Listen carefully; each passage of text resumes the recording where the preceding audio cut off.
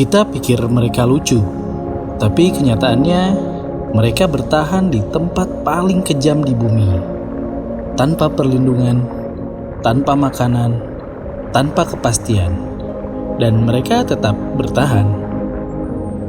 Penguin bukan sekedar hewan kutub, mereka adalah simbol dari sesuatu yang jauh lebih besar. Kamu pikir kamu tahu penguin? Tunggu sampai kamu tahu yang sebenarnya. Sebelum kamu lanjut, jangan lupa untuk tekan tombol subscribe jika kamu belum subscribe, karena itu akan sangat membantu channel ini untuk berkembang agar kamu bisa menikmati konten-konten selanjutnya.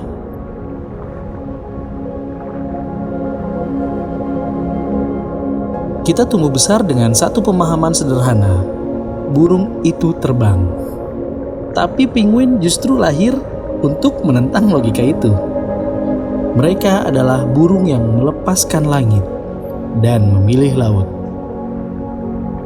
Dengan tubuh gemuk, sayap yang berubah jadi sirip, dan kaki yang lebih cocok untuk meluncur di es ketimbang mencengkram dahan pohon, penguin adalah bentuk evolusi yang ekstrim dan sempurna untuk dunia yang berbeda.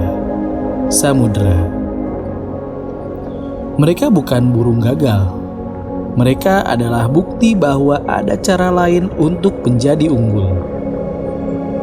Bayangkan, penguin bisa menyelam hingga kedalaman 500 meter, lebih dalam dari paus pembunuh. Di dalam laut, mereka melesat secepat torpedo, bermanuver di antara kawanan ikan, menghindari predator, dan berburu dengan presisi. Mereka bahkan bisa terbang di air dengan gerakan yang jauh lebih halus dari burung di udara. Dan ironisnya, meski tak bisa terbang, penguin pernah menjelajah lebih luas dari burung manapun. Fosil penguin purba ditemukan dari Ekuador sampai Selandia Baru. Mereka pernah hidup di daerah tropis hingga kutub.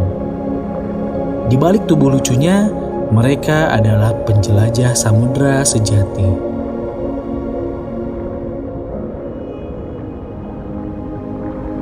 Ketika badai es menerjang daratan Antartika, suhu bisa turun hingga minus 60 derajat Celcius. Angin mencapai kecepatan 200 km per jam. Ini bukan tempat yang bisa ditoleransi oleh sebagian besar makhluk hidup. Tapi di tengah badai itu, berdirilah para jantan penguin emperor sambil memeluk erat telur di kakinya. Setelah sang betina bertelur, ia pergi ke laut selama 2 bulan untuk makan. Sementara itu, tugas menjaga telur jatuh ke si jantan. Ia tak makan, tak bergerak jauh, hanya berdiri diam dalam kegelapan musim dingin yang abadi. Tapi yang lebih luar biasa bukan cuma ketahanannya. Yang luar biasa adalah solidaritas mereka. Penguin jantan saling berdesakan, bergantian berada di luar lingkaran, lalu masuk ke tengah untuk menghangatkan diri. Ini bukan hanya tentang bertahan hidup secara individual. Ini tentang bertahan hidup sebagai komunitas. Cinta di antara penguin bukan sekadar insting biologis. Ia adalah pengorbanan. Ia adalah kepercayaan. Betina mempercayakan anaknya ke jantan. Jantan mempercayai betina akan kembali. Dan anak penguin lahir dari kepercayaan itu.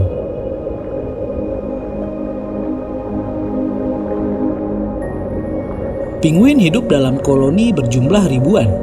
Tapi anehnya, mereka tetap bisa menemukan pasangannya hanya lewat suara.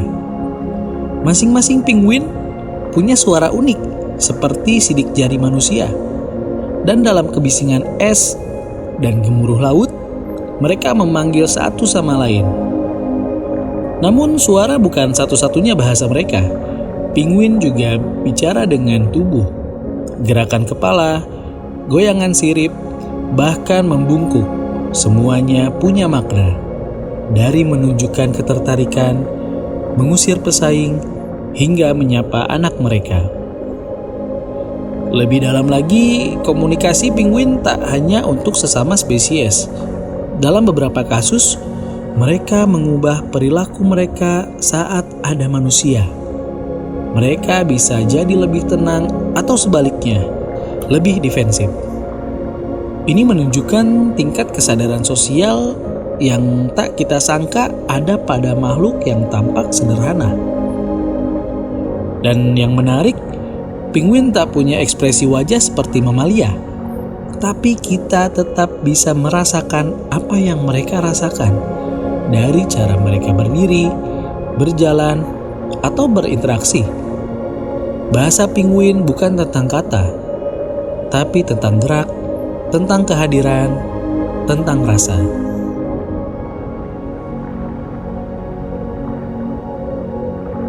Es yang dulu kokoh kini mencair lebih cepat dari yang pernah kita bayangkan. Dan ketika es hilang, penguin kehilangan lebih dari sekedar tempat berpijak. Mereka kehilangan ritme hidup. Bagi penguin, es adalah tempat berkembang biak, tempat menunggu betina kembali dari laut, tempat anak mereka belajar berdiri. Ketika es mencair lebih cepat, semua jadwal biologis mereka kacau. Telur bisa gagal menetas, anak bisa mati kelaparan, bahkan makanan pun sulit ditemukan karena ikan-ikan ikut berubah arah. Dan perubahan itu tak datang perlahan. Dalam 2 dekade terakhir, populasi beberapa spesies penguin turun drastis.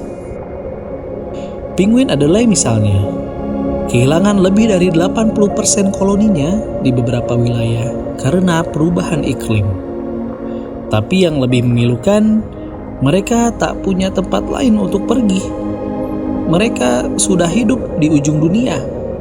Tak ada kutub selanjutnya. Di balik tubuh kecil dan lucunya, penguin jadi wajah dari sebuah krisis yang jauh lebih besar. Dunia yang berubah lebih cepat daripada yang bisa mereka adaptasi.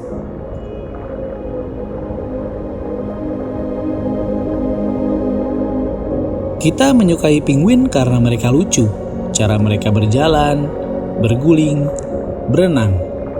Tapi mungkin terlalu sering kita hanya melihat permukaannya. Kita lupa bahwa di balik kelucuannya, mereka adalah makhluk yang kuat, kompleks, dan rapuh dalam waktu yang sama. Di balik tiap gerakan lucu, ada perjuangan untuk bertahan hidup. Di balik tiap koloni besar, ada sistem sosial dan komitmen antar individu. Dan di balik itu semua, ada krisis yang mereka hadapi karena ulah kita. Penguin bukan sekedar simbol Antartika. Mereka adalah indikator kesehatan bumi. Jika mereka kesulitan bertahan, artinya sesuatu telah rusak dalam sistem yang lebih besar. Mereka sudah memilih samudera, memilih hidup di tepi dunia, jauh dari kita. Tapi sekarang, bahkan tepi dunia pun sudah terganggu. Pertanyaannya, apa yang akan kita lakukan sebelum penguin tinggal kenangan dalam dokumenter?